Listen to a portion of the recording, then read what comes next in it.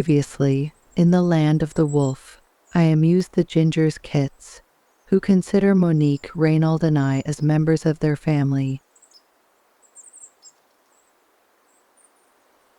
Meanwhile, Hiawatha guided his pups, whose apprenticeship is filled with adventures.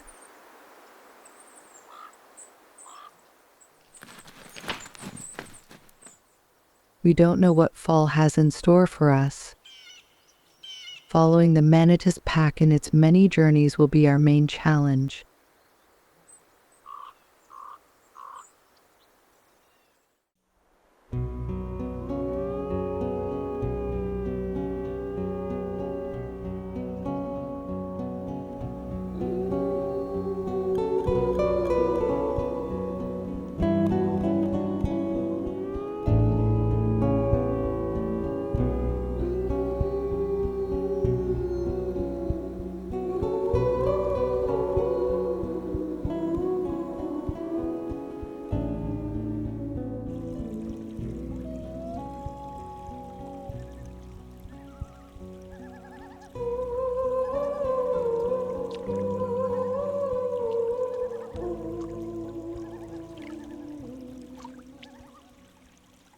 Kitchi and the pups ventured near a lake located a kilometer from the family rendezvous site.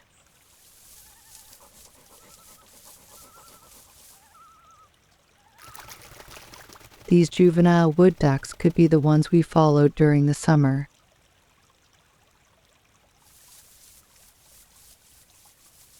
Unfortunately, the morning fog prevents us from seeing what the wolves are doing.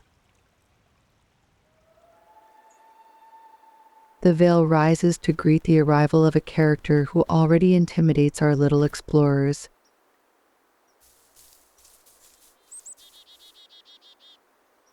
It is the Lord Lancelot of the lake. The moose quickly understands who he is dealing with.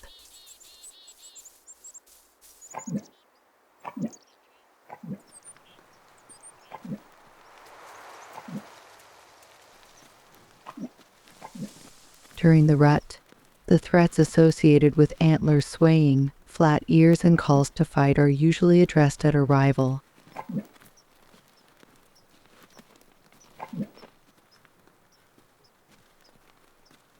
The wolves nevertheless get the message.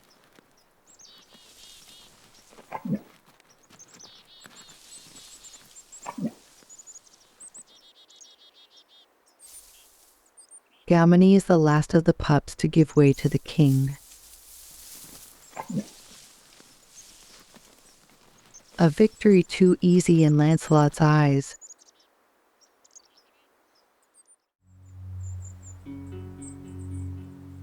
Somewhat destabilized by their bad encounter, the pups, influenced by Kitchi, decide to continue their excursion.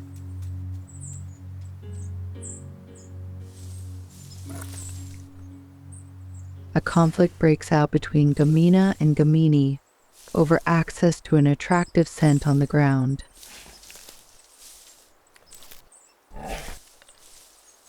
Through her submissive attitude, Gamina promises to be good, but a doubt persists in Gamini.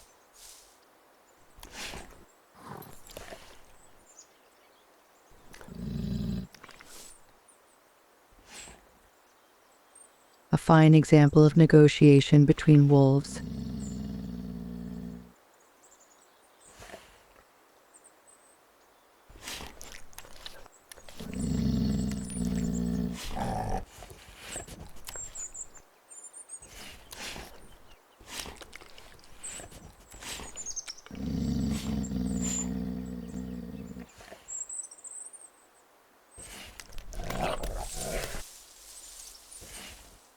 Gamina is not allowed to get up.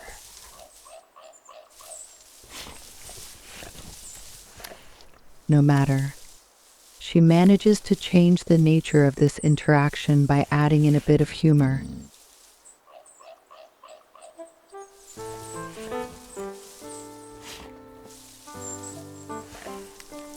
Gamini wanted to establish his authority, but he lets himself be caught in the game.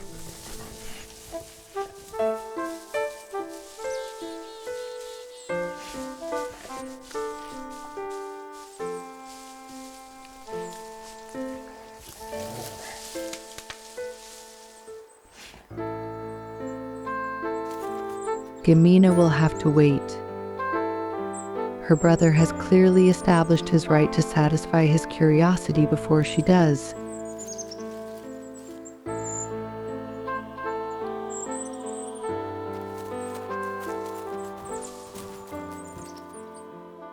This behavior demonstrates the effectiveness of wolf language, which consists of postures and sometimes frightful grimaces.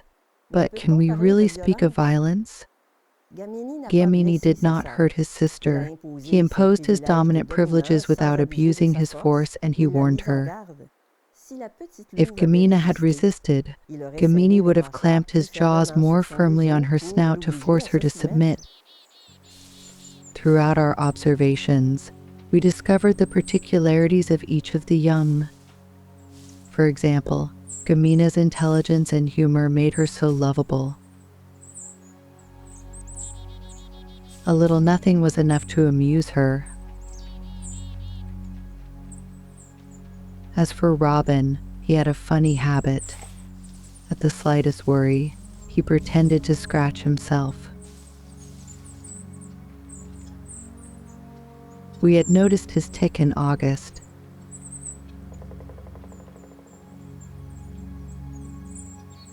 At first, Big Red seemed to be shy, but above all he showed wisdom.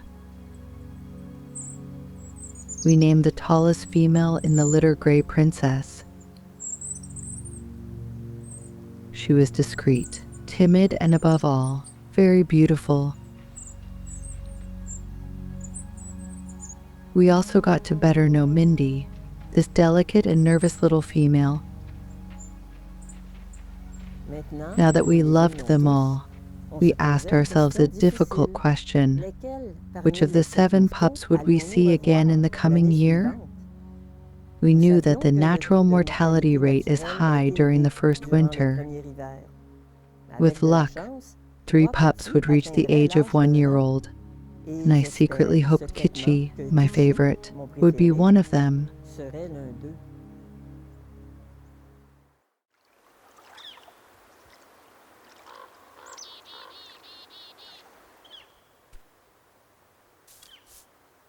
In fall, American mountain ash covered in fruit attracts certain birds, such as the ruffed grouse and the northern flicker.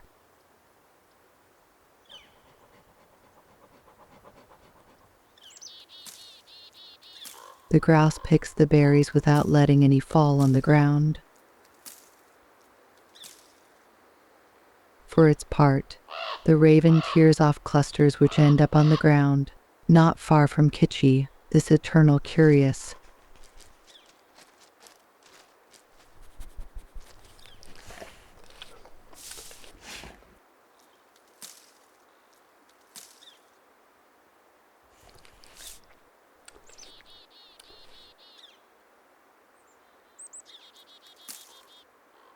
A grouse swallowing mountain ash's berries goes without saying, but a wolf is rather surprising.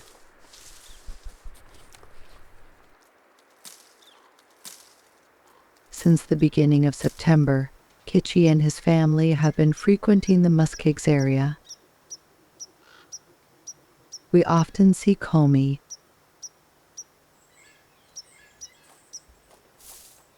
I would not be surprised if the Manitous had killed a significant prey, which would explain their comings and goings.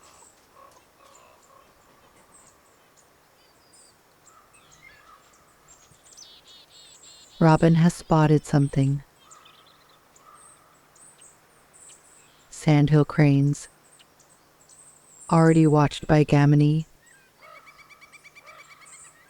The birds know that wolves are watching them.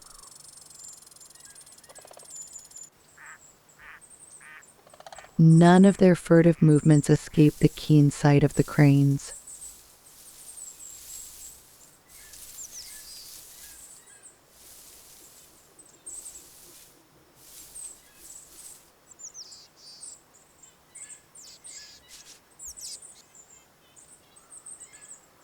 While one of the cranes eats, the other stands guard.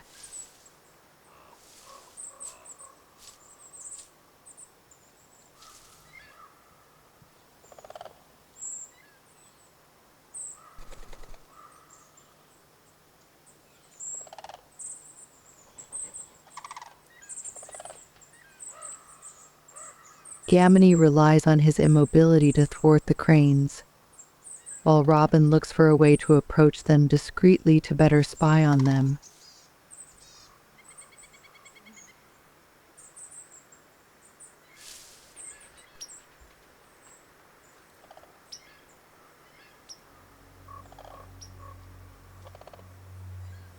Suddenly, Gamina comes forward a little too exposed.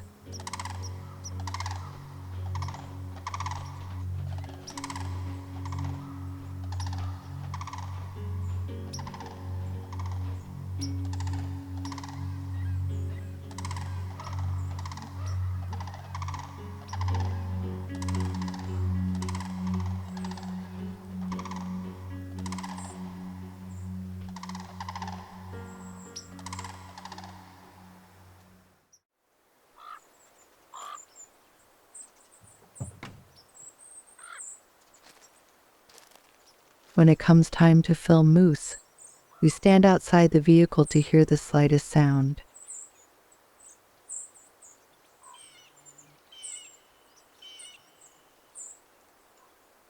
To maximize our chances, we must keep watch until sunset.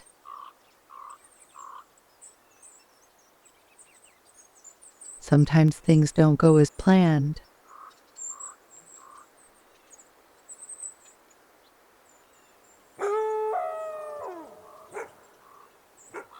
A wolf.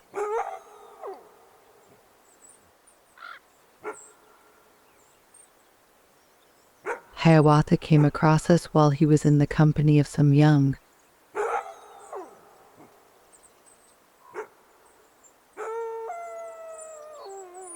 His vocal warnings do not prevent Gamini from wandering the road we came from.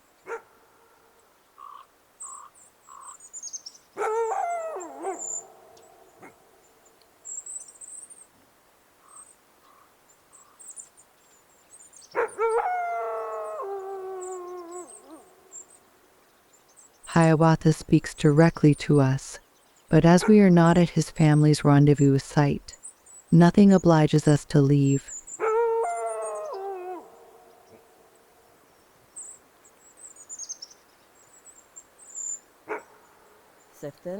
Some people might think that my parents and I were in danger because of Hiawatha's vocal warnings.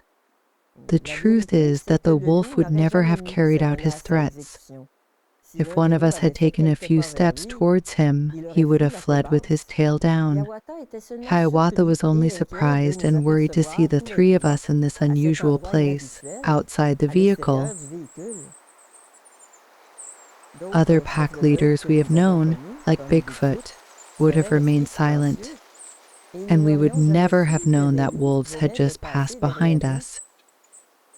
To me, the fact that Hiawatha dared to come forward demonstrates our mutual respect. He trusted us enough to clearly express his limits and displeasure, and that is the greatest gift a wolf of his rank could give us.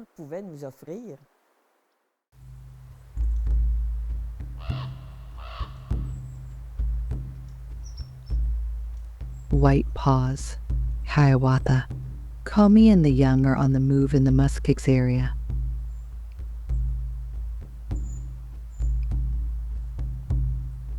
As usual, they follow each other while keeping a certain distance between them.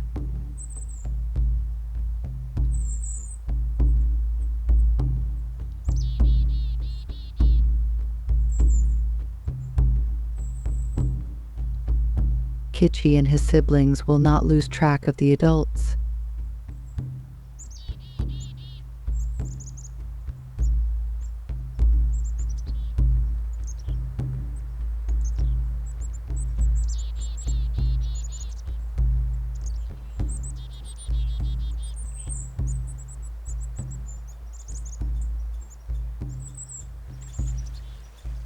Lazy rivers and beaver ponds provide good places to practice their tracker skills.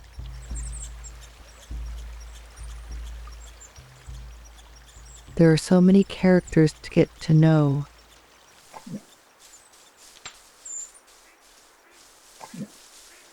So many scents to identify. and so many objects to play with.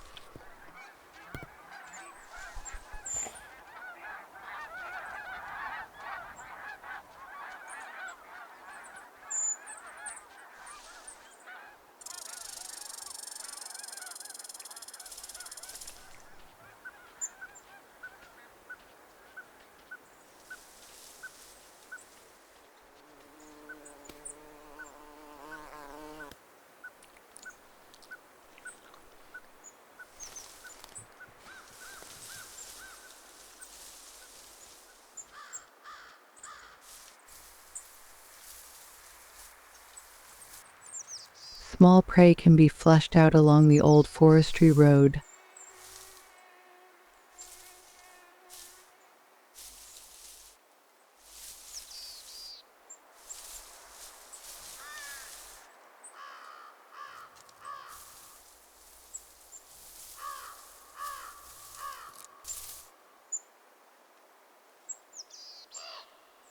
Learning to hunt like wolves involves relying on collaboration in order to facilitate the capture of prey.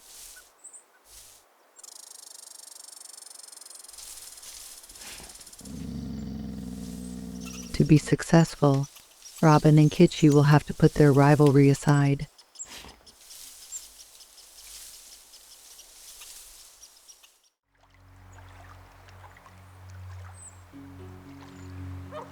New habitat. New point of interest for our young wolves. There is no chance of seeing the birds approach the bank. But Gamina and Robin still try to hunt on the lookout.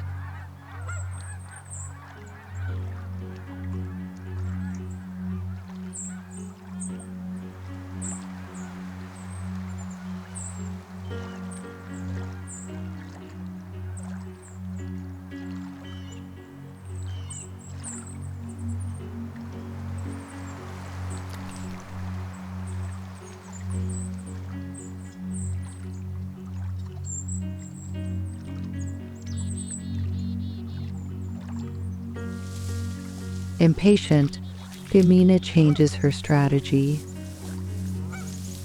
She scares the geese away for good.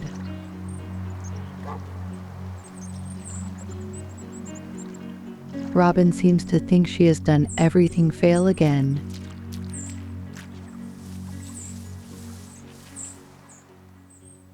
Near there, a snowshoe hare captivates Gamini's attention.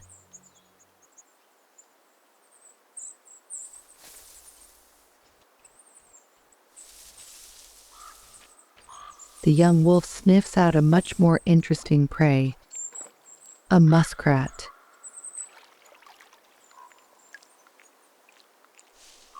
Robin wants to take part in this hunt. Kitschy also.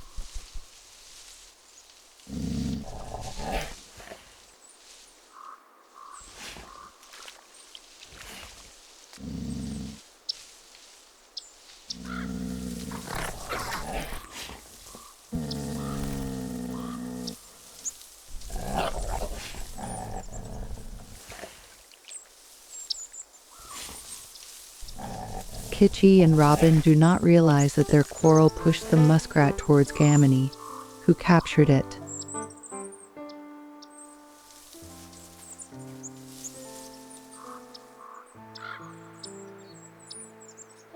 Will the duo learn their lesson?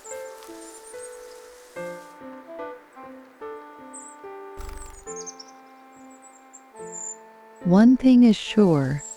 Their big sister Comey has no congratulations to give them.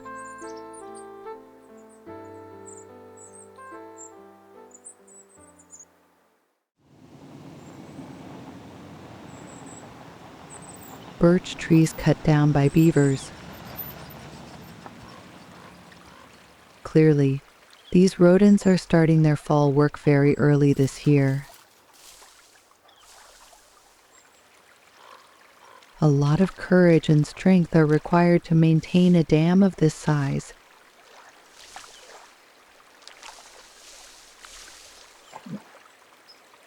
A king without a queen languishes.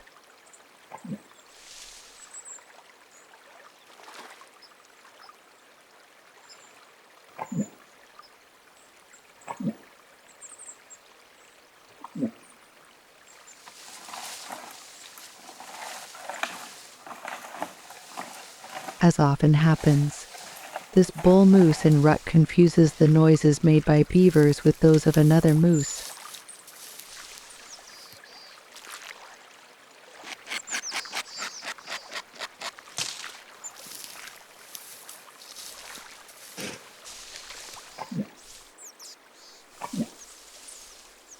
Who would dare to free the king of his illusions?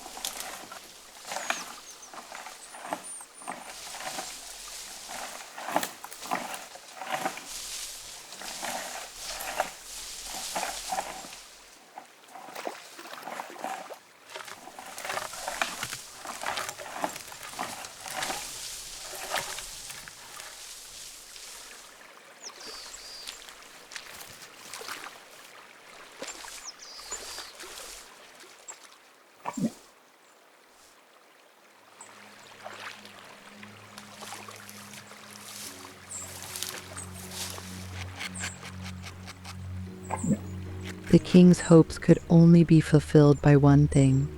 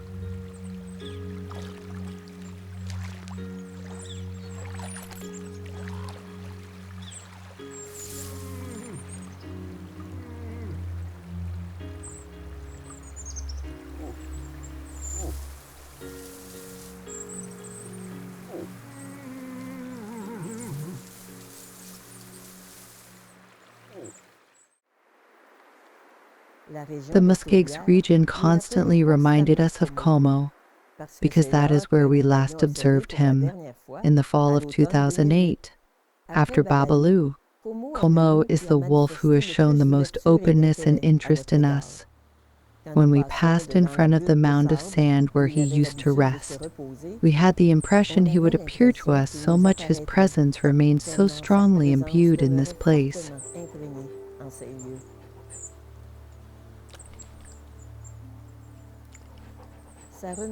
It stirred up lots of wonderful memories in us, especially since the site had barely changed.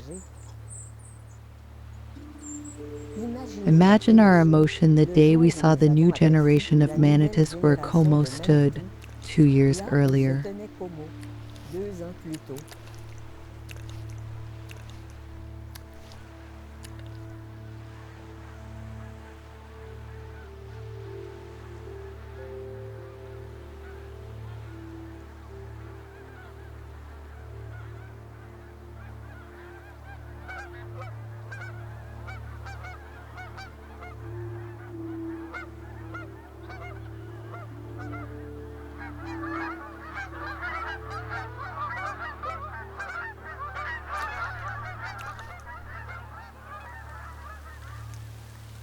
The bad weather in no way attenuates our happiness tinged with nostalgia while we observe Kitchi, Gamini, Robin, and Gamina on the Como Mound. Should we see this as a sign of destiny? White Paw's offspring are closely related to Como. The young wolves may be his nephews and nieces. This makes this vision even more meaningful for us.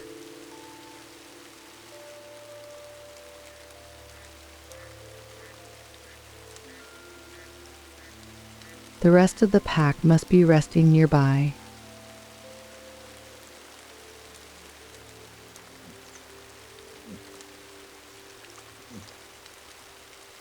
Perhaps the approaching moose will push them to come out of the forest.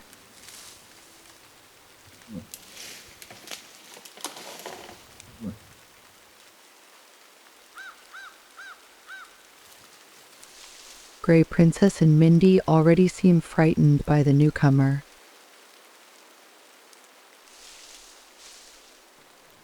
This king with a scarred face is none other than Brutus.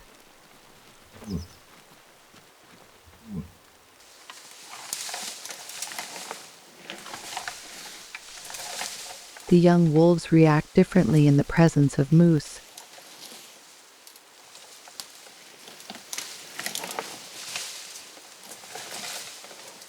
Robin even dares to step forward. A bravado immediately imitated by Gamini. Seeing the king walk away, Mindy comes out of hiding.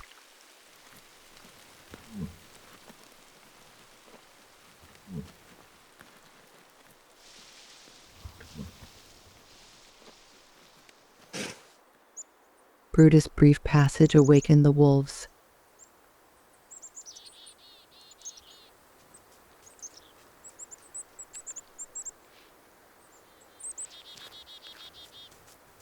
Robin joins Kitschy, his favorite play companion.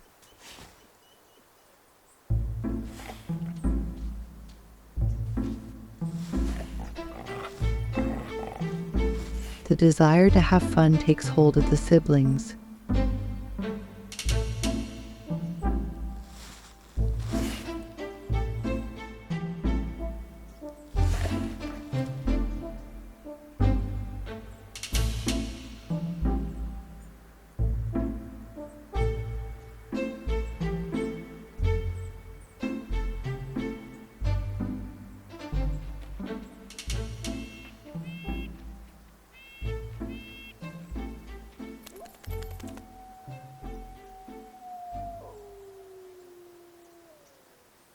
When the voice of White Paws breaks the silence,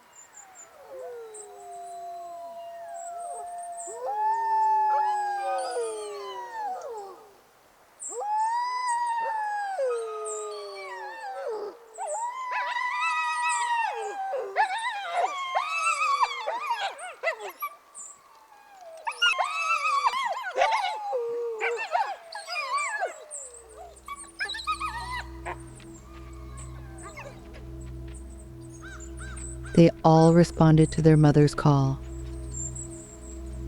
A sign of destiny? Yes, it was.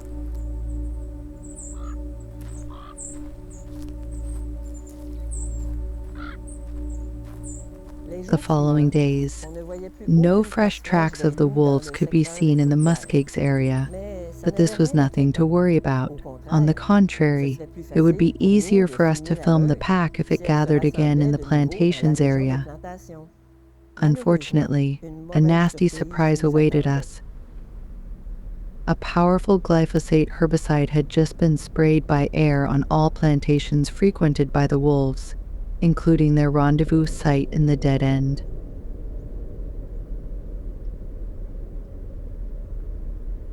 This type of herbicide has been classified as a probable carcinogen by the World Health Organization.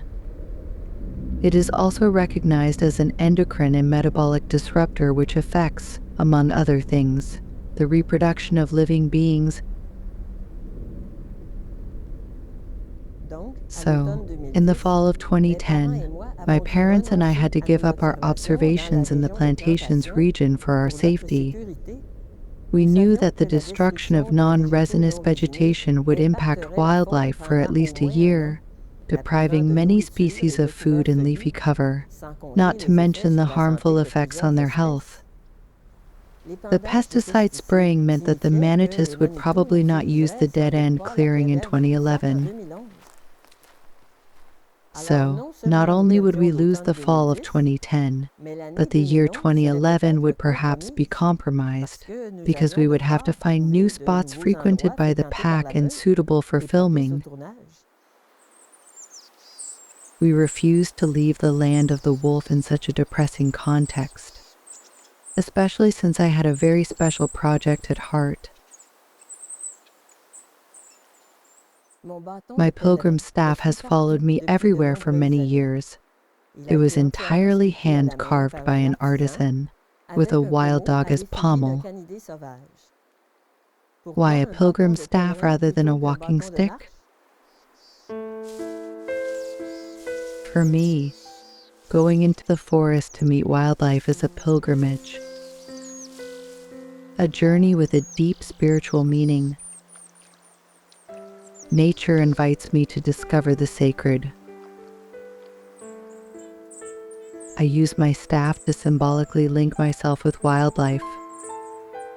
Sometimes I present it to an animal, or I simply place it on a track. My project for fall 2010 went much further. It was to allow one of the members of the Manitous Pack to touch my pilgrim staff.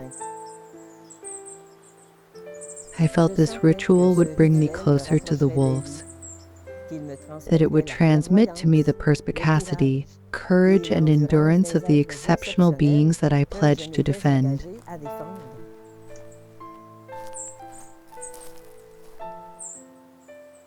Maybe this makes sense only to me. Anyway, I was able to try my luck when the pack was resting in the muskegs area on a beautiful September day.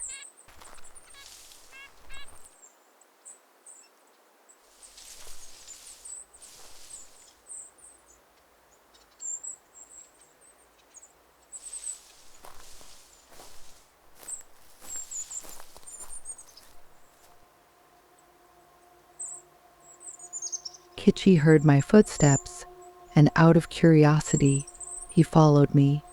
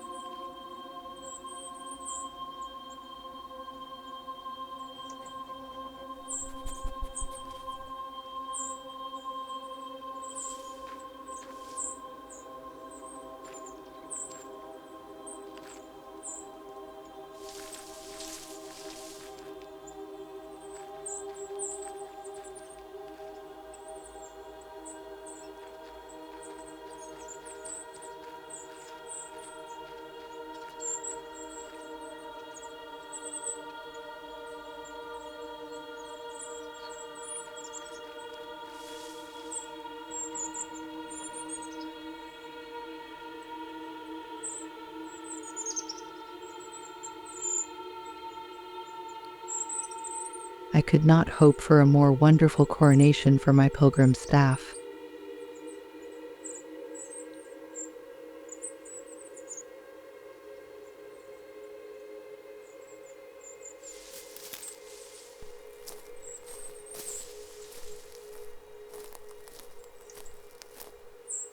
After Kitchi left, strangely, an invisible pack walked alongside me, promising my parents and me a future season of wolves observations beyond our expectations.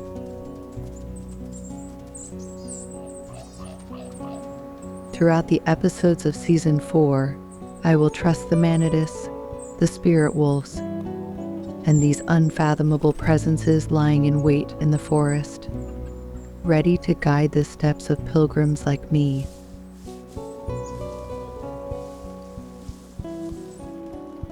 Thanks to them, Monique, Raynald, and I will see our quest culminate under November snows.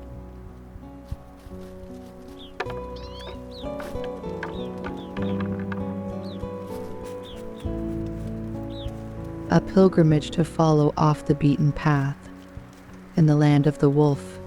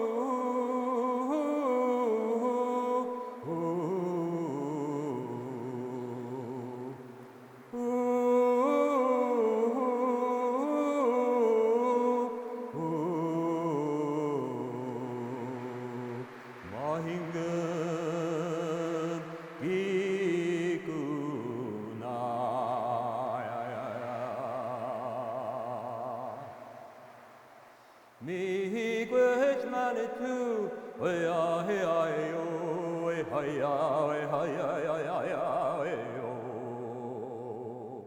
Vinnerge-mahingen, we-hi-ya-yo, hi-ya-hi-ya.